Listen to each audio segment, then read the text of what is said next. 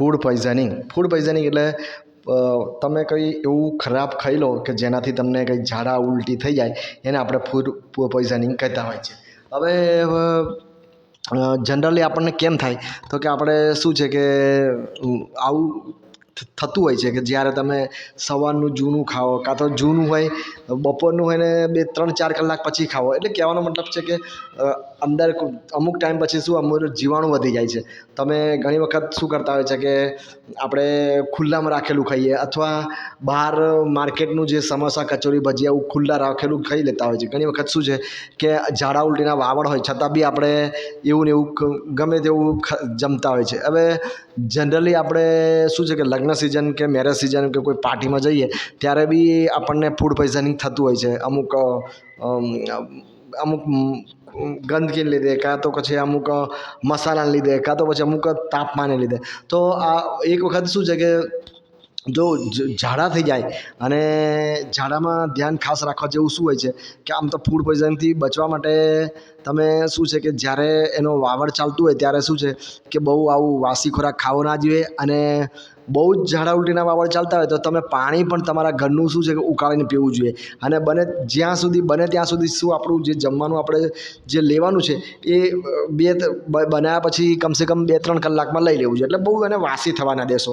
આપણા ઘણા લોકોની કેવી ટેવ હોય છે કે સાંજે બનાવેલું હોય તો સવારે ખાય અને સવારે બનાવેલું હોય તો બપોરે ખાય. એટલે એવું ના ચાલે કે અમુક એની મર્યાદા હોય છે કે 2-3 કલાકમાં જમી લેવું જોઈએ. પછી ઘણી વખત તો શું છે કે જ્યારે આપણે કોઈ પાર્ટીમાં જઈએ કોઈ મેરેજ ફંક્શનમાં જઈએ ત્યારે તમે જાતે જ વિચાર કરો કે અમુક આઈટમો ક્યારની બની હોય અને આપણે ક્યારે ખાઈએ અને કેવી રીતે રાખ્યું હોય.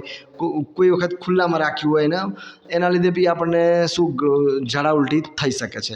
તો હવે આ રહી એના અમુક કારણો કે આવું કરવાથી આપણને ફૂડ પોઈઝનિંગ થઈ શકે છે. પણ જો કદાચ ઘણી વખત શું થાય છે કે તમને કદાચ ઝાડા થઈ જાય પાણી જેવા ઝાડા તો પાણી જેવા ઝાડામાં શું છે કે તમારામાં શું પાણીની કમીને કારણે મોત બી થવાની શક્યતા રહેલી હોય છે. એટલે થોડું ઘણું તમને નોલેજ હોવું જોઈએ કે ભાઈ જ્યારે બી પાણી જેવા ઝાડા થાય તો આપણને શું કરવું જોઈએ. પહેલું તો શું છે કે તબીબી સલાહ લેવી જોઈએ. પણ ઘણી વખત કેવું હોય કે આપણે કદાચ તબીબી સારવારથી દૂર હોય કાં તો પછી રાત્રે ઝાડા થાય અને આપણને એવું લાગે કે સવારે બતાવીશું તો શું છે કે જેટલી વખત એટલી આપણને ખબર હોય છે કે ઝાડામાં પાણીને કમીને લીધે મોત થાય છે અને આપણા શરીરમાં પાણીની કમી થાય છે. હવે પાણીની કમી થાય છે એટલે આપણે શું કરવું, જેટલી વખત ઝાડા થાય એટલી વખત એટલો સિમ્પલ નિયમ બનાવો કે જે 10 વખત થયા હોય તો 10-12 ગ્લાસ પાણી પી લેવું જોઈએ. બસ આ એક સિમ્પલ નિયમ તો બધાને ખબર હોવી જ જોઈએ. પછી કદાચ શું છે કે તમારી પાસે એવું કોઈ ORS કે એવું કોઈ હોય તો તમે એ પણ પી શકો છો. પણ ઘણી વખત શું છે કે ઘણા ઘરોમાં હોતું નથી એવું.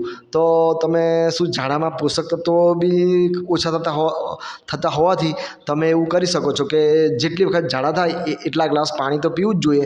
પણ જોડે પાણીમાં શું તમે કદાચ લીંબુ મળે તો લીંબુ બી એડ કરી શકો છો. મોરસ નાખો તો ચાલી શકે છે અને કોઈ ખાંડ નાખો એટલે એ 10 ગ્લાસ તો પાણી પીવું જોઈએ. અને વચ્ચે ફરી પાછા 1-2 ગ્લાસ તમે કદાચ લીંબુ શરબત અંદર બનાવીને નાખીને પી શકો છો. તો અને ના મળે લીંબુ કે ના મળે મોરસ કે ના મળે મીઠું તો ખાલી પાણી પણ પીવું જોઈએ. તો આ રીતે તમે શું છે કે કદાચ જે ઝાડાના કિસ્સામાં આપણે શું છે કે ઝાડાના કિસ્સામાં મોત આપણે બચાવી શકીએ છીએ. પછી જ્યારે સવારમાં આપણું ટાઈમ મળી જાય અને અથવા કોઈ એવો ટાઈમ મળી ગયો આપણને કે હવે આપણી મેડિકલ સારવાર આપણાથી નજીક છે તો મેડિકલ સારવાર લેવાની ને આપણો ડૉક્ટર જે સલાહ આપે એ પ્રમાણે વર્તવાનું. કેમ કે ઝાડા ઉલટી એક શું તબીબી કટોકટી છે, એમાં પ્રાણ જવાની શક્યતા રહેલી હોય છે. એમાં બહુ તમે શું છે કે બહુ એમાં શું છે કે ઘરેલું ઉપચારમાં ભરોસો ના કરી શકો છો.